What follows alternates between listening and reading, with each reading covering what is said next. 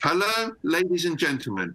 My name is Yuri Bender, and I would like to warmly welcome you to the PWM Wealth Tech Awards for 2020. Our sponsor today is technology provider Finantix. During the previous 2 years, we normally held these awards at the Financial Times headquarters in London. Many of you flew in from various countries around the world to collect your accolades and to take part in our discussions. Today, as a result of the global COVID-19 pandemic, our movements are, shall we say, slightly more restricted. So we've decided this year to have an online awards accompanied by a discussion of digital wealth management. Sadly, it means I cannot meet with each one of you in person, but on the positive side, this live webinar gives us a much more extensive global reach. And I know that many of you are tuning in from the US, from Latin America, from Asia, and from most European countries. In order to appeal to as many wealth managers as possible, we've decided to base the event on a discussion around the key wealth management themes which have been highlighted and accelerated by the current crisis, including digital transformation, big data analytics, and the elusive combination of human and robotic advice. No robots on the panel today, just humans, I assure you. We'll intersperse the discussion with the presentation of our awards, and I'm delighted to introduce our panelists to you. So firstly, we have Christine Chiriani, CEO of Finantix. Hello, Christine. Hello, Yuri, and it's a real pleasure to be with you today, and congratulations to all the upcoming winners. Wonderful. Good to hear your voice, Christine. And from the UK, we have the independent consultant, founder of Scorpio Partnership, Seb Dovey. Hello, Seb. Hi, Yuri. Thanks for having me, and congratulations to all the winners on the awards. Thank you very much, Seb. From California's Silicon Valley, Doug Fritz, founder of F2 Strategy. Good afternoon, Doug, or is it still morning where you are? You know, everything runs on London time here in Silicon Valley, as you probably don't know, but yes, good morning, good afternoon, and good night. Also in the UK, Shamil Patwa, CEO of Opus Una Consulting. Great to have you with us again, Shamil. Afternoon, Yuri. Good to be with you. And from New York City, April Rudin, CEO of the Rudin Group. Hello, April. Hi, Yuri. Hi, everyone. And it's a pleasure to be here. And congratulations to all the winners. Thank you very much, April. I'd like to start our discussion by talking about the client experience and the systems which private banks are using. Seb Dovey, this COVID-19 crisis, will this be the ultimate judge of digital capabilities, with private clients likely to switch banks if they're not getting the required experience? Oh, Yuri, I mean, it's clearly a big judge. I'm not sure if it's the ultimate judge, because we never know what's going to happen into the future. It's been seen, and we'll look back at it from a historical perspective, as probably the most significant stress test to digital financial services ever seen. And for wealth management, which was just going through the sort of wholesale adjustment to digital solutions over the last decade, this was the moment, perhaps, that we never predicted, of course, but was really what it's been designed to do. So hopefully we'll come out of that on the bright side. But the second part of your question is whether you think clients are likely to switch banks if they're unhappy. I think it's kind of difficult to assume that clients will leave, wealth management clients will leave in the middle of a crisis. In the middle of a crisis, the tendency is to stay where you are, but increasingly you might become more agitated with the experience that you have. So what the crisis is doing is setting the bar in terms of what people expect, and afterwards they'll begin to think again about who they engage with. I actually think that the reality is that most digital wealth managers have done well enough to retain their clients' engagement. But it's certainly going to make many, many more people reflect on what it is that they expect to receive standard, consider to be excellent, that goes beyond standard for a wealth management relationship into the future. And I'd like to bring in Christine here from Finantix. This digital transformation that Seb's talking about, is it actually happening, or are the private banks simply automating their previously manual workflows?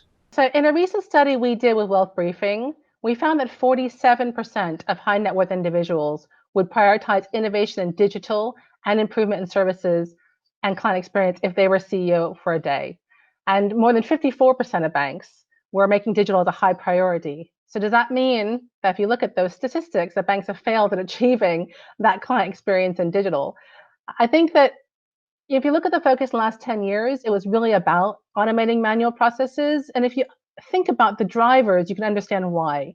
The drivers are really around regulatory compliance at the same time of shrinking margins.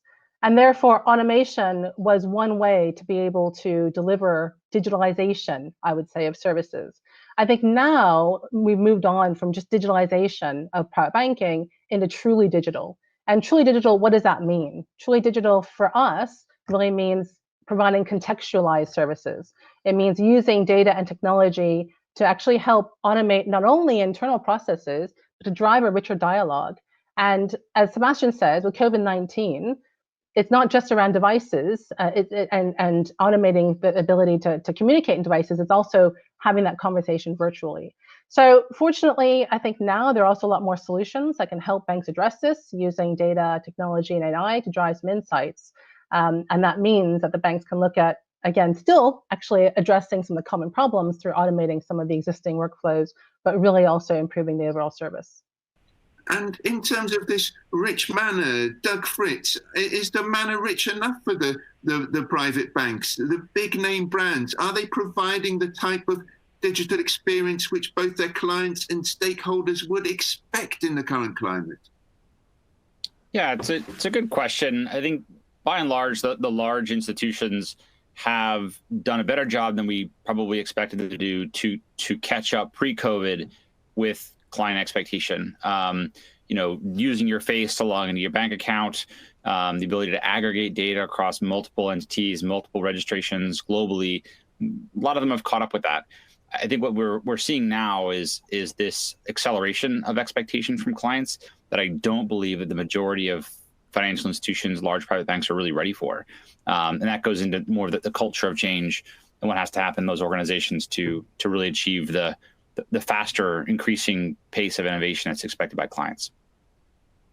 And has this been a function of them not being able to basically get the basics right in replacing the core legacy systems and replatforming, which has been a bridge too far for many of them? Yeah, I believe that. I think that a large number, not all, but a large number of large replatforming, multi-$100 million technology, multi-year technology projects across the globe have not worked out terribly well. I think a lot of that's because of the focus on executing as a project as opposed to executing as a cultural shift from project-based work to innovation, rapid innovation, prototyping, agile-based work. And so a lot of organizations that have tried to do these major replatforming, re-architecture projects without changing the culture, without focusing on things like their own data, a lot of them have not worked out well or haven't paid off. And clearly we have to engage with the next generation of graduates and employees as well. April, you're very much involved in that kind of dialogue between the generations. Do we have the trained graduates now who can handle the advanced technological tools, or is the reality somewhat different, that they're not handling the advanced tools, that they're handling the legacy tools, and we've run out of the new guys who can handle the old systems? Well, that's a great question. I mean, we're really on a journey, right? That doesn't have a specific endpoint and has a beginning point nor an endpoint. This has been something that we've started as a result of the wealth transfer, and firms have been trying to retool and figure out where they are on this journey. I think it's a combination of having the right skilled people, and then, as Doug says, having the right change management and the right agility to think of this as really a transformation of every institution. And that really involves everyone within a bank. It's not, innovation is not just really tasked to a department. That doesn't really work, as we've spoken about before. But I think also, COVID-19 has certainly put into sharp relief the necessity to be able to do this and think about the future, because the future is so uncertain now. And so there is a room and a place for everyone, regardless of the skills. But I think that there is a lag in terms of not only digital leaders, but also having the technical skills, but the people and the vision skills to be able to be agile and plan for the future. So I think that's what really needs to come together for institutions in order to be successful. And that's not easy. Well, none of your jobs are easy. Let's start to highlight some of these institutions which we've been talking about, April. And I'd also like to reach out to our viewers today. I know you're watching on several continents, and we've had already questions coming in from the US, from Latin America, from the Middle East, one or two from Asia as well. And feel free to use the Q&A tab and post your questions here to our panelists. Alternatively, you can email me on yuri.bender@ft.com and I will take a look at your questions. Plenty coming in already. I'm glad to hear that. So looking at some of these institutions which have been transforming, our first awards are for the digital customer experience, the subject we've been talking about. And the first of the day is for the best private bank digital customer experience, Australasia. The winner is ANZ Private Bank New Zealand.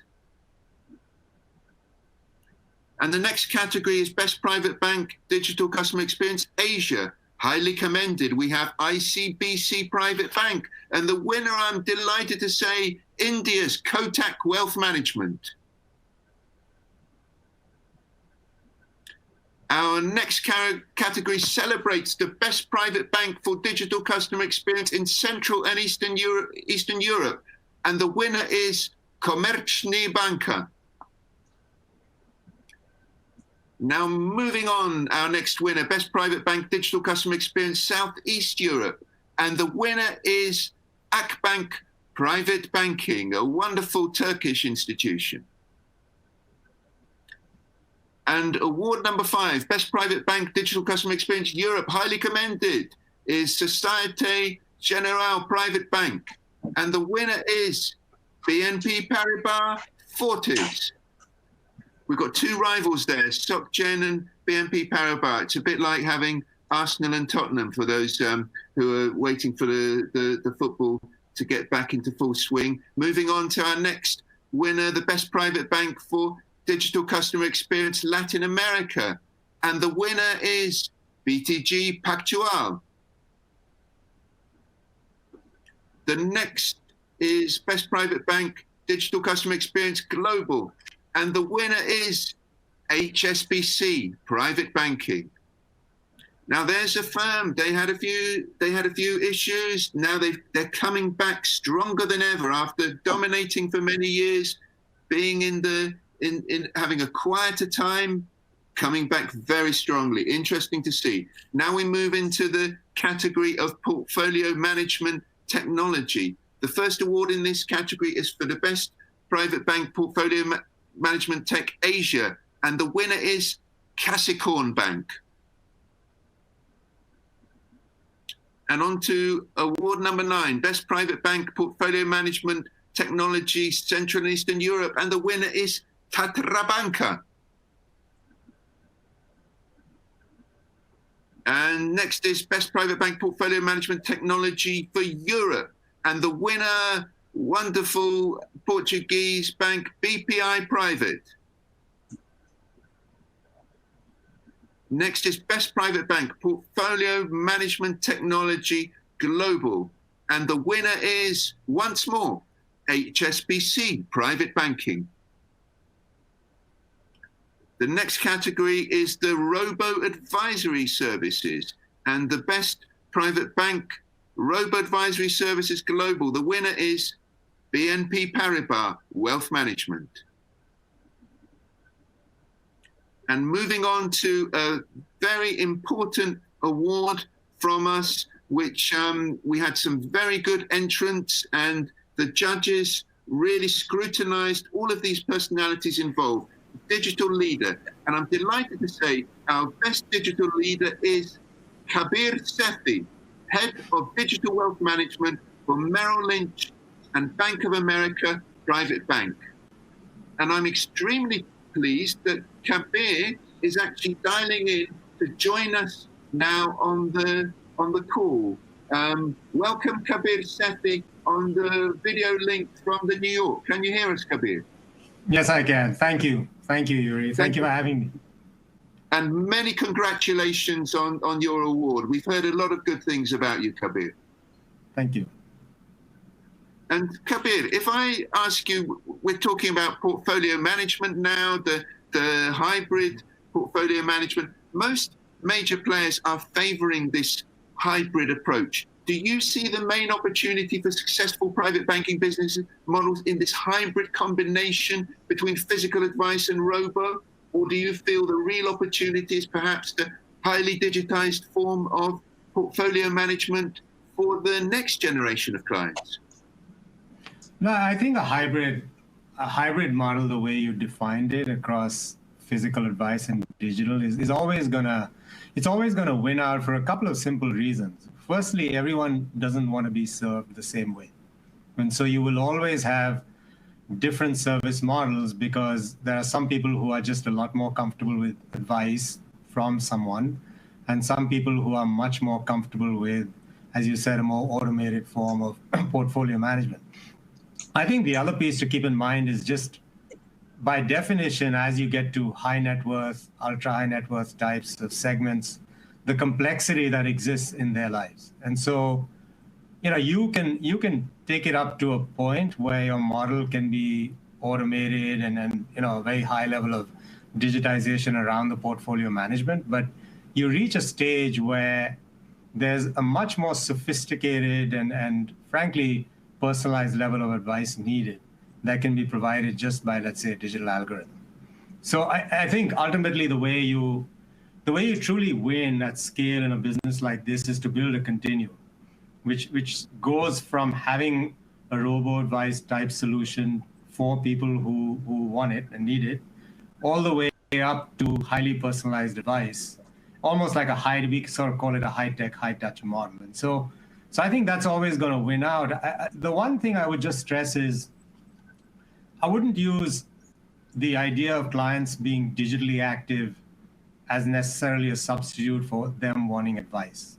Some of our most digitally active clients, frankly, are ultra high net worth clients.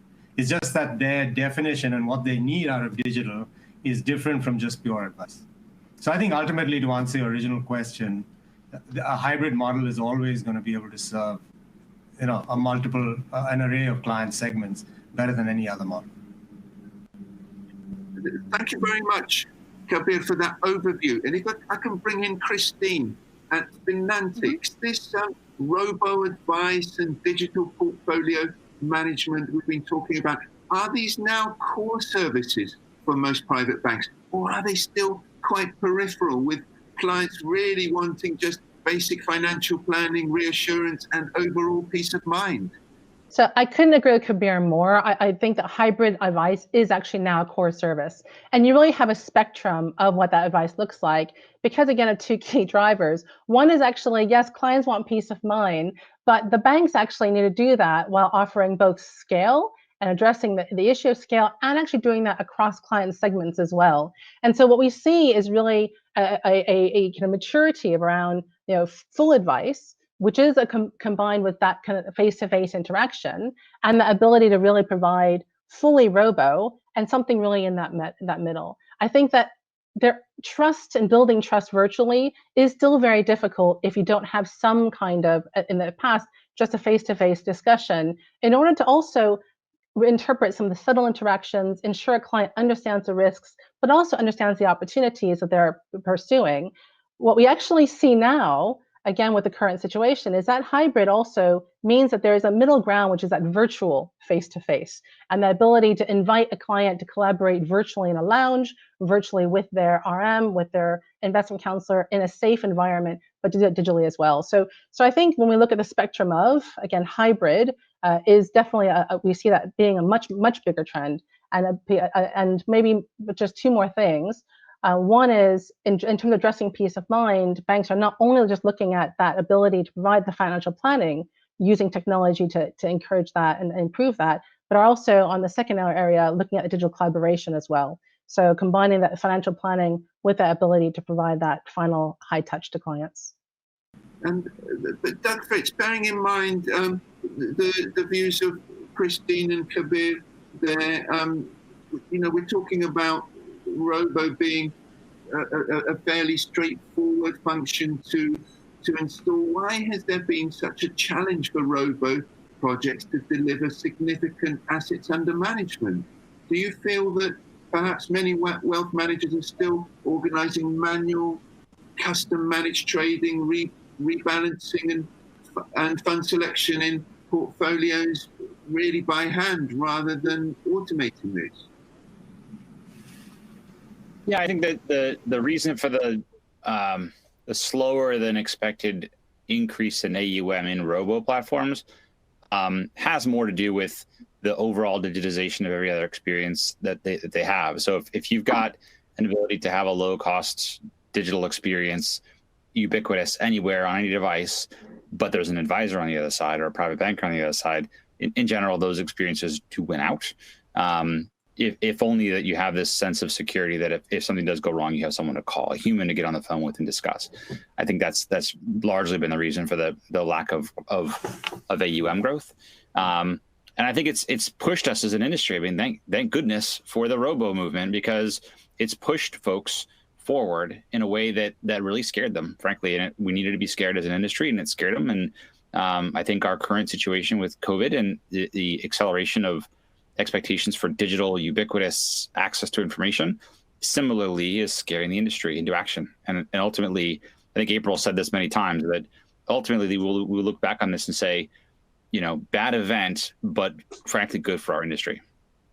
And an event like this, and I'd like to bring in Shamil Patwa, an event like this, I mean, surely private banks can really differentiate themselves by having the best investment advice, by communicating the advice of their chief investment officer to the clients and then suggesting how they could reallocate their portfolios. Do you think banks are doing this properly digitally, connecting the client to the chief investment officer?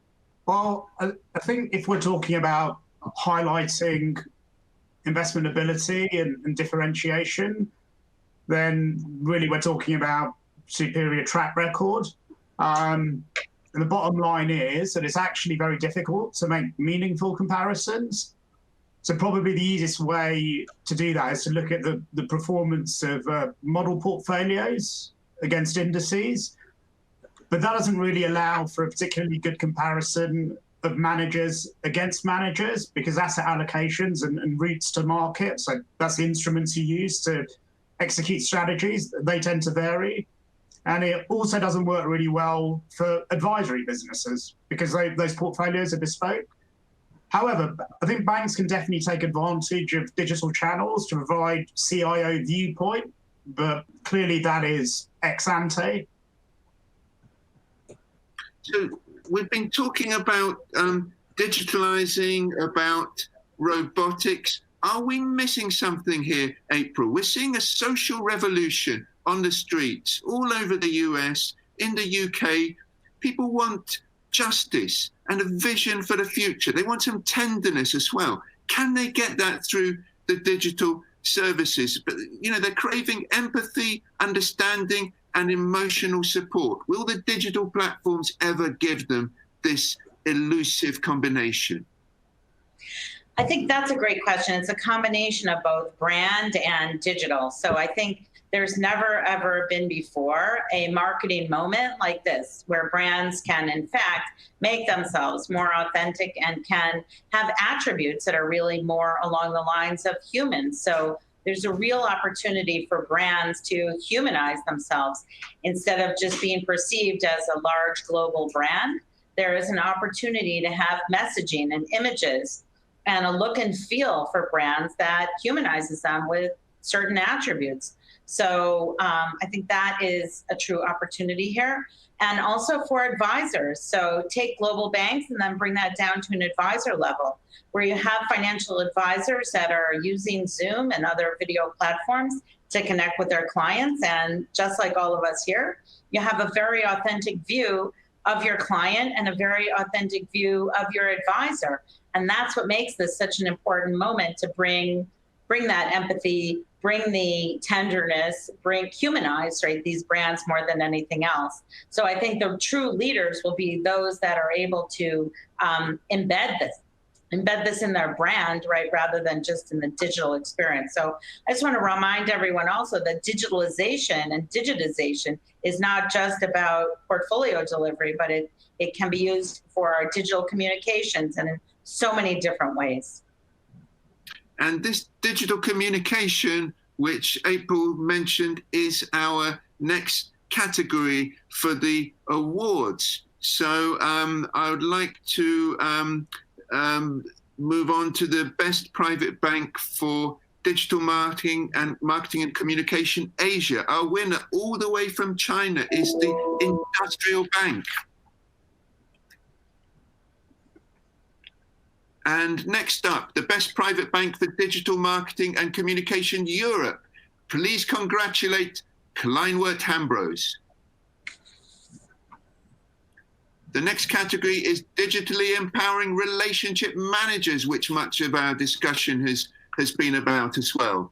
And the Asian award we will present first. Firstly, highly commended is DBS Bank, and the winner is Standard Chartered Bank. On to the Best Private Bank Digitally Empowering Relationship Managers Europe, and the winner is BBVA Private Bank. As many of you know, Spain has long been a hotbed of the technological innovation, and we're moving on to the Best Private Bank Digitally Empowering Relationship Managers in North America, and the winner is RBC Wealth Management. Congratulations to RBC. For the category of Best Private Bank Digitally Empowering Relationship Managers globally, the winner is UBS. The next category of this batch of awards is RegTech. For the Best Private Bank RegTech Global, the winner is Credit Suisse. Nice to have those two rivals there side by side, Credit Suisse and UBS. We now move on to big data and artificial intelligence. Let's start with the Best Private Bank Big Data and AI Asia. The winner is a major Taiwanese player, Taishin Bank. And on to the Best Private Bank Big Data and AI globally. Highly commended is another Spanish innovator, Caixa Bank. But the winner is Citi Private Bank. And staying on this topic of innovation and branding, we've mentioned some very big brand groups today, Seb Dovey. We are living in interesting times, according to the old Chinese saying. We've got protesters confronting the police, demanding justice and equal treatment for ethnic minorities. Governments are not responding, but the big brands are responding. Citigroup, Goldman Sachs, Fidelity, BlackRock, and my own employer, the FT, are making statements and installing much stronger policies to confront discrimination. Will those brands who cannot demonstrate they are on the right side of the social revolution, Seb, will those brands pay dearly? Well, it's obviously, I mean, it's a hugely sensitive and emotionally important topic, as well as from an employment perspective. And it's a rapidly moving issue right now. So the answers that I might give now will be different as a consequence of what happens over the next weeks, even days. It's clear to me that the way people are responding against brand entities, governments that are not responding to the real life situation about equity and balance and representation.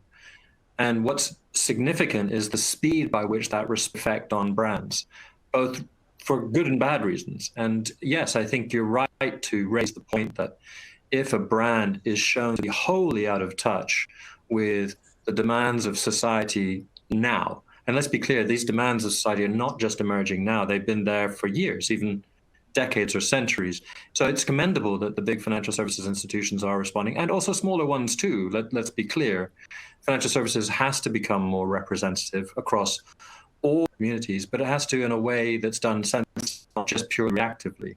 And it's the same in any other sector. So brands are going to play an important part in responding to the changing circumstances. And it's going to play an important part, not just verbally or in text. It has to do it culturally. This has to have a change that lasts, not a change that just responds to the situation. And as I said at the beginning, it's such a fast-moving topic, at least in terms of how society is responding right now, that what I say today could become very outdated by tomorrow. But I do hope that we all, as professionals in our industry, recognize that the choices we make and the actions that we make now should last for good. And that's important. And if I can bring in Christine Chiriani from Finantics to build on Seb's points there, Christine. There have been a lot of big brand posturing in the past that we are there to help you at all times, wherever you are in the world, from many banks. It's often grandiose, disingenuous and flawed. Will the big banks be found out if they can't deliver on these promises, particularly on the digital side?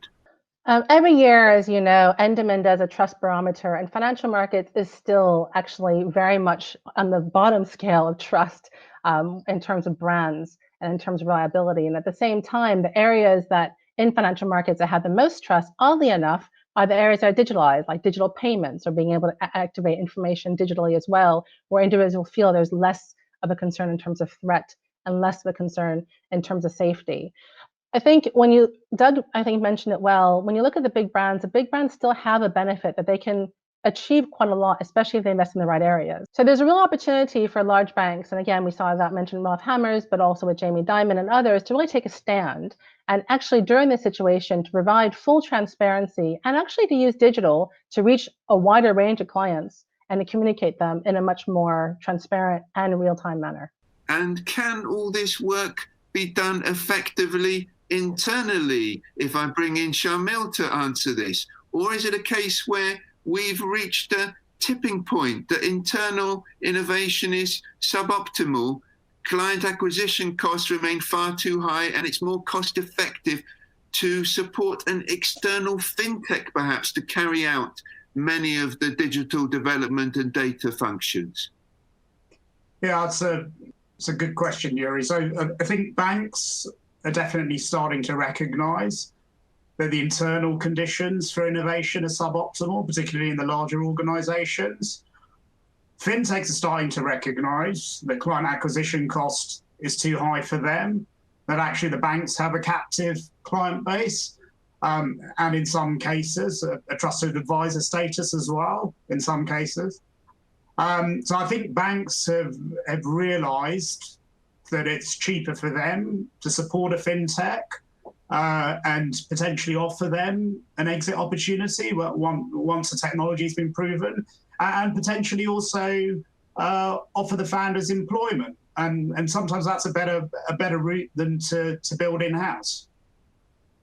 And I'd like to bring in Christine on this topic of the external cooperation and the models we see in other parts of the industry. A few days ago, I think we saw ByteDance, the owners of TikTok in Beijing and the Lee family in Singapore, joining together to move into banking.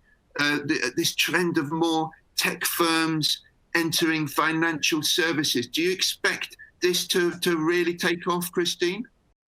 So it's interesting you mentioned actually the trends are really starting in Asia, and why is that? That's because the Asian banks didn't have legacy, and they're addressing a much wider, again, we talk about scale, and we talk about where digital can really make an impact on scale. So for me, it's no surprise that actually the large tech firms are combining with some of the financial players and already sort of skipping over what we call legacy banking and moving into digital banking. And while we see that with Singapore, and offering the first digital banking licenses, will grab be a bank, and can actually individuals who have capital and actually attention of customers and really focus on customers at its heart, can they actually transform the way they service customers?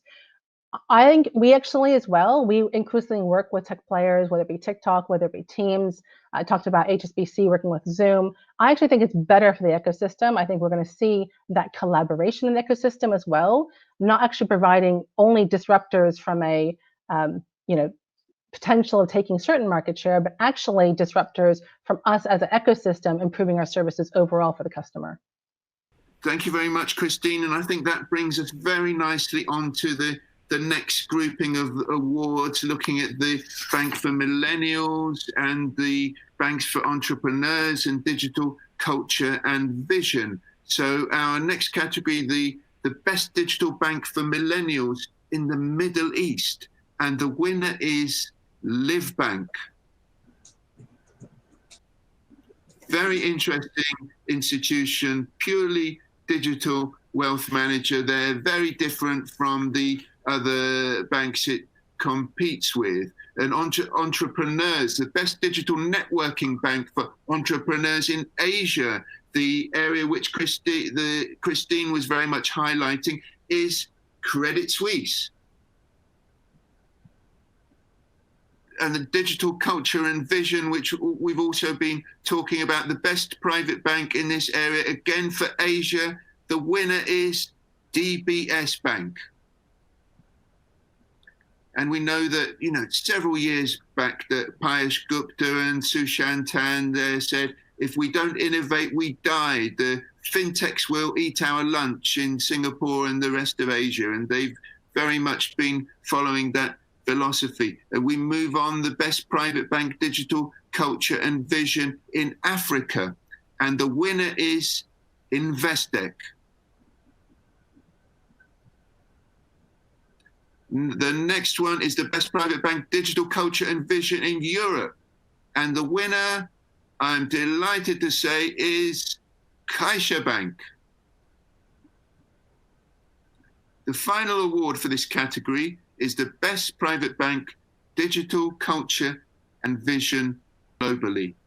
And the winner is, they had an absolutely fantastic submission, Citi Private Bank.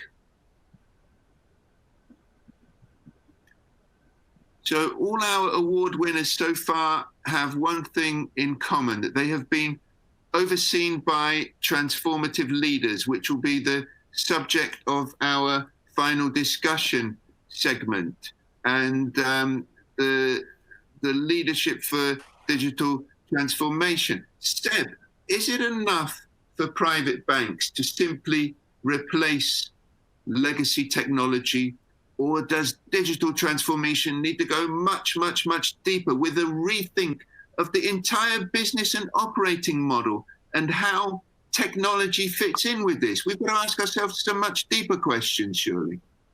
For many legacy firms, if you will, firms that are incumbents in the market, it's sort of the equivalent of doing open heart surgery while still running, because there's the need to keep the machine, the flywheel of traditional servicing continue while it's doing an overhaul. So there is a huge temptation, and certainly from the sort of futurists among us, to say, well, you should just try to completely change the system, and you have to do that by starting and thinking again. That's one way to look at it. I think the other way is clearly the digital conundrum, which has really been announced probably as early as 2000, has presented us with a whole range of new options about how we engage with customers. And for a long time, the industry was in denial, probably until about 2010. when it started to focus on the front end piece, the final mile. And by 2020, which was really where we were hoping that the start of this year would be, was the sort of dawn of a proper digitized, as Kabir said earlier, and some of the others in terms of a hybrid route. We were really at the start. And I don't think actually what we've experienced in the last quarter has stopped that. It's clearly accelerated it. So we're entering into a decade where we are going to see new ways and new approaches. You even touched on that just now with the situation with TikTok. I welcome it, as long as the clients don't suffer in the middle of all of that. But the idea that we're going to go through a range of changes in financial services engagement that's far, far beyond the perimeters of wealth management as it is today is frankly exciting and wonderful. But it does require strong vision, strong execution of that vision, and a strong fellowship within the workforce to see change. And some of that might sit with fintechs, the disruptors, who I actually don't think are disruptors now. I consider them to be constructors. And then it'll also sit with the larger financial institutions, as Sharma said, which is those that have incumbent workforces, incumbent client groups. And it's really this moment. We have a moment now for this decade. And I'd like to be on this call by 2030 with an avatar each. But the principle is I'd like by then for us to look back and go, wow, we did good. We did really good. We changed the landscape of our industry. We accepted change, not resisted change. And that's what this is all about. And it needs good leadership and good support to that leadership to make that happen. But Seb, are the private banks, are they aware of what's coming around the corner at them? Because it's not just TikTok in Asia, it's Alibaba, it's the smartphone maker Xiaomi. This seems to be a huge trend. The Monetary Authority of Singapore, they're going to give 5 banking licenses at the end of the year, and they're looking at digital providers. It's a possibility that the new banks, rather than the old players, could win these. Yes, of course they're aware, and they're often led by people that are very aware. It's about changing the direction of a tanker at the same time where there are lots of little pilot boats moving around them. And different parts of the market will have to respond differently. The crucial thing is to be very aware of where the customer is going and where the customer patterns are changing and what is important to the customer. I've argued for a long, long time, and I think now it's starting to hit home, which is wealth management isn't purely about money management anymore. Our financial payment structure of how we survive has historically been about what we do in money management. My view is that the next decade, it's about information management. That opens the door to the likes of Perish Thought, the Financial Times, for argument's sake. But they are aware. They certainly are aware. But it's not easy, as Sharma was saying earlier, to accumulate the client base that allows you to get scale. And big institutions have that. Very different from a neobank that has nothing but great coding. So if I bring in April, if they're aware of this and they want to change, why has the drive to digital been such an uneven trend amongst private banks? Has it been due to a lack of investment or a lack of leadership and skills and training? So I think it's all of the above. And, just as everyone's saying, it's a matter of can you drive the train and lay the track at the same time? And for these behemoth organizations, it's just not as easy as we might think. I think for most of these banks, everybody knows what they're supposed to be doing now because there's been a realization. And certainly this pandemic has really driven that. I read a statistic from PWC that called wealth management one of the oldest and least likely to most needed to disrupt industries in the world. And I think the reason is because largely many people are stuck thinking that it's a relationship business and that relationship means people, and they don't understand how to plan or be more agile and change culture so that it doesn't, one thing is not mutually exclusive. You don't have digital and you don't have people, but it's how do you put those things together and move these organizations forward? And there's another problem here. It's about remuneration when you bring in transformation. And Sharmil, I'm sure you have a view on this. Is it a case that some of the banks, they talk about transforming, but they're just not prepared to challenge the status quo? At least their leaders aren't, because there's no financial incentive for them to actually do this. I think the talent is definitely there. There's no question about it. And I'm not sure the issue is around straight up remuneration. I think it's more around structure. So, to make really transformative change, you need leaders who are prepared, in fact, encouraged to challenge the status quo. And my view is that the compensation structures in a lot of the larger organizations in particular don't reward or recognize this. So it's not so much an issue around total comp. It's an issue around how compensation is structured. And I'll bring in Kabir as well, because you've won the leadership award. Is leadership about creating cross-functional teams through all parts of the organization, or do you just have to sometimes use your sheer force of personality to railroad through all your initiatives and just get everybody behind you almost forcibly? No, I think at its heart, where this is a team sport, and so you play a big role in setting the agenda, defining a vision, but whether it's large places or even mid-sized places, in something especially related to technology, you will need a number of teams to get behind that vision and really help execute. So I think the idea of cross-functional teams, cross-functional efforts is honestly integral to making any kind of transformative or significant change. There's no question about that. And are you hoping also, Kabir, that wealth management leaders can work to help transform society? Because we've got a real paucity of effective leadership in the politicians. Can you guys help transform society? And will this sphere, this milieu, particularly the sophisticated data-led environment, can this produce more leaders such as yourself from more diverse and ethnic minority groups? Yeah, I think leaders across not just wealth, even financial services and maybe broader, not just in these times and most times, really, there is an onus on them to truly drive positive change. And so this can't just be about shareholder value. And especially when you're in a space like wealth management, you're dealing with people and outcomes that affect their lives. And even as an institution, we're acutely conscious of that, acutely conscious of the fact that you're often very involved in communities and what happens in communities. So there's an aspect of the day job, if you will, that you do, but then we're also very closely involved in what happens even beyond just the day-to-day work that we do that affect people's lives. So I would agree. I think there's a real opportunity. I think the onus is on us to make sure we drive that kind of change. And what you need is in many ways institutions to truly get behind that kind of a goal. And I think we're seeing that happen across companies. Okay, well, let's see which institutions have been the most successful in that, in that transformation as we move on to our final grouping of the Wealth Tech Awards, and where we look at the overall use of technology. Let's start with the Best Private Bank Use of Technology Asia. The winner is DBS Bank.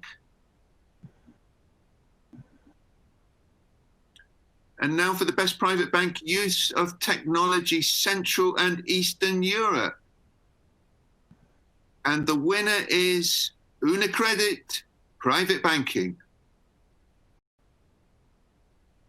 We're almost there, ladies and gentlemen. The Best Private Bank Use of Technology Europe. The winner is UniCredit Private Banking. And now we move on to the Best Private Bank for Use of Technology Latin America. And the winner is Santander Private Banking. The penultimate award for today is the Best Private Bank for Use of Technology North America. And the winner is Merrill Lynch Wealth Management. No smile there from Kabir at all. Oh, just breaking into a slight one there. Congratulations there. Thank you. And the final award is Best Private Bank for Use of Technology globally, the one you've all been waiting for, ladies and gentlemen. Highly commended is BBVA, Private Banking, another one from that Spanish hotbed of innovation. But the winner is UBS. So congratulations to all our winners. Please look for the awards write-ups in the June-July issue of PWM magazine and on our website. Thanks to our panelists for staying with us, Finantics for sponsoring the discussion. But we've just got a few minutes now left for Q&A with our panelists. And we've had a lot of questions that have come in before and during our discussion. Now, our first question is from Joshua Hackett, a private banker with Westpac Private Bank in Australia.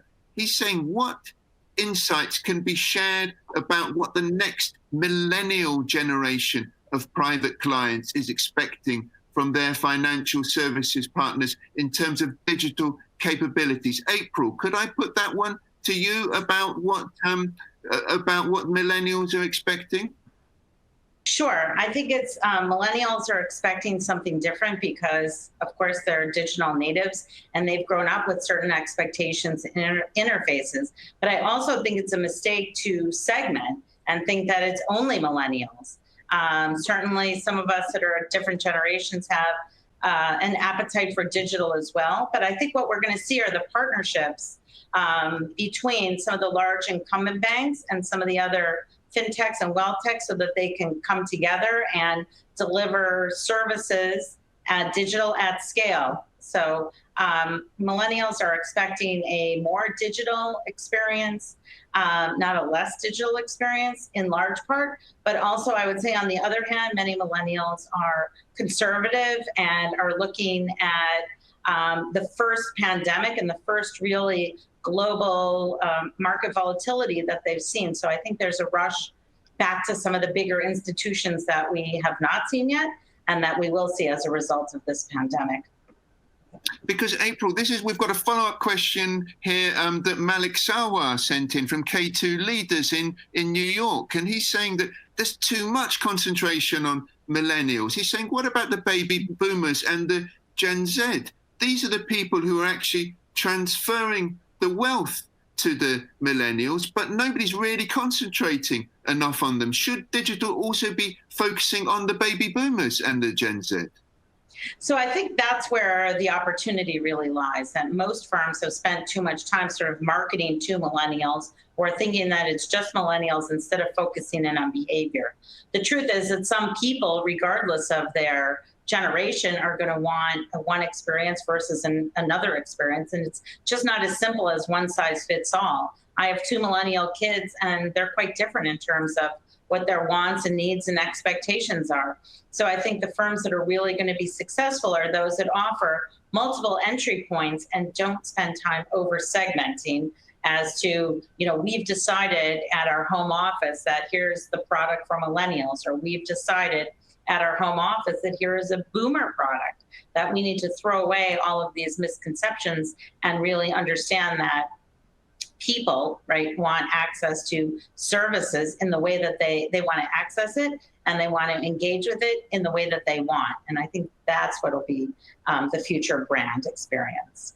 We've got a question from David Noyce of the Opus Una consultancy, and he is directing this specifically at Doug, and he's saying, how can traditional wealth managers, should they partner with or acquire the fintech platforms? Which is the best way to successfully accelerate digitalization and increase market share?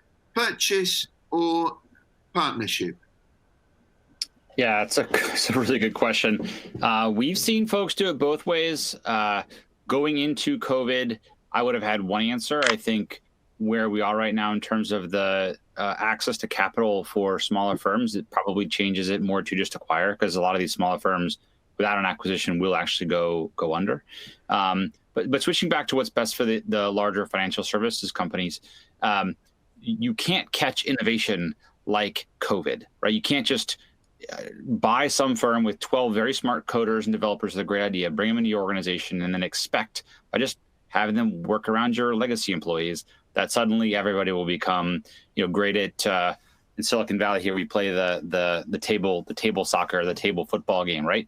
You don't become an innovative company because of that. We've seen firms try that. They'll buy some firm thinking they're going to inject innovation resources into their large infrastructure, and just by osmosis or contagions will become innovative. It doesn't happen. Now that doesn't mean you don't buy the code. If the company does something that would otherwise take you more than the purchase price to build it yourself, and it absolutely works for you, by all means, that's a smart financial decision. But don't do it because it's a cultural thing. You can't just hope that that's going to improve your overall culture. I think lastly, firms that are looking at ways to become innovative, you don't have to just buy or subscribe to software. You can actually invest. You can make minority investments in critical technology that you're using. You can make minority investments in firms that come out of your own labs. You can make minority investments in firms you believe in their vision, and you don't have to own them. But if they're successful and you can be part of that success, it pays off for you, and it pays off for the smaller firms. So there's a third avenue as well, Yuri, around investing, not just buying and subscribing.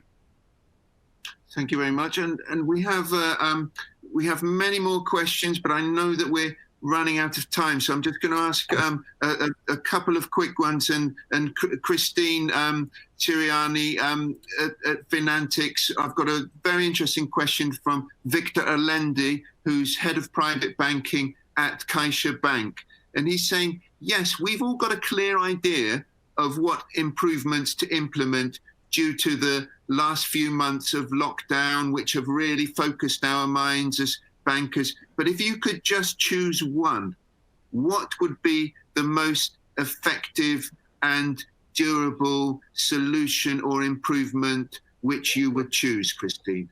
So first of all, congratulations to Caixa Bank in Spain. But no, I think it's a really good question. If I look at where the returns have been, particularly in the last few months, it's really in advisory services, and where banks have been able to provide digital advisory solutions that help your advisor, your investment counselor, portfolio manager, and relationship manager be more efficient, share more actionable investment proposals with clients. Those are areas which I would say are really the area that would be the most endurable and most effective, because it addresses not only long-run educational needs and connectivity needs with clients, but it's an investment that will demonstrate ROI as well as banks look to increase their volume in advisory services as well.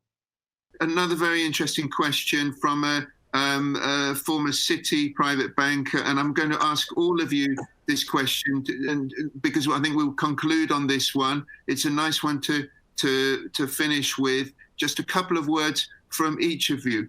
If we look at the big techs, the big banks, and the fintechs, which one of them will eventually have the upper hand in wealth management? Shamil, if I can start with you. Technology is going to be a winner, particularly since the youth of today are becoming more and more financially aware. So technology will drive education. Education will drive self-investment, self-directed investment, which will, eventually, maybe not in our lifetimes, remove the need for wealth management the way we see it today. Right, so we're kind of signing our own death warrant here. And April. Thank you.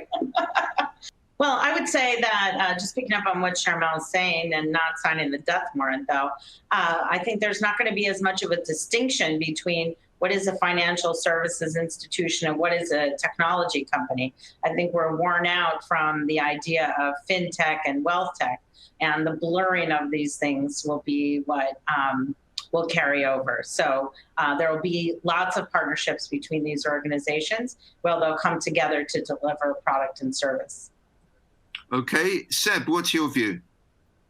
the customer is going to be the winner, because all three are trying to adapt and change and deliver a better outcome. And they will, as both Shamil and April said, work in mostly, I hope, in congruence to deliver a better experience. Doug, in Silicon Valley, what do you feel the answer would be? Yeah, I'm kind of with Seb on that ultimately the customer is going to be the winner. All three need to morph into something that's more meaningful to an end investor.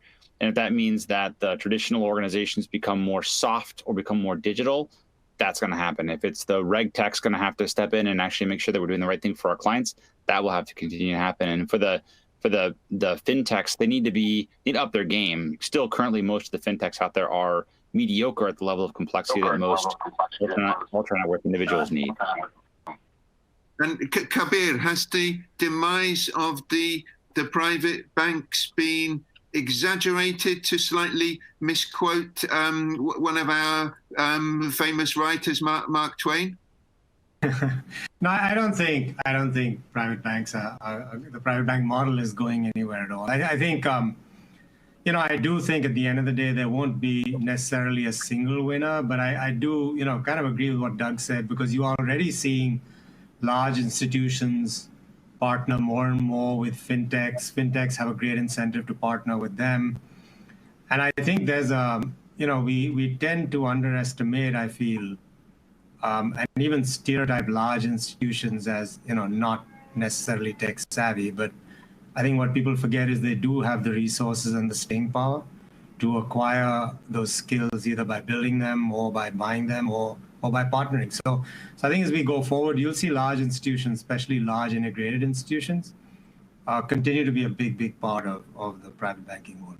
I just think that, I would agree with the overarching comment that the experience will be much better and will continue to improve.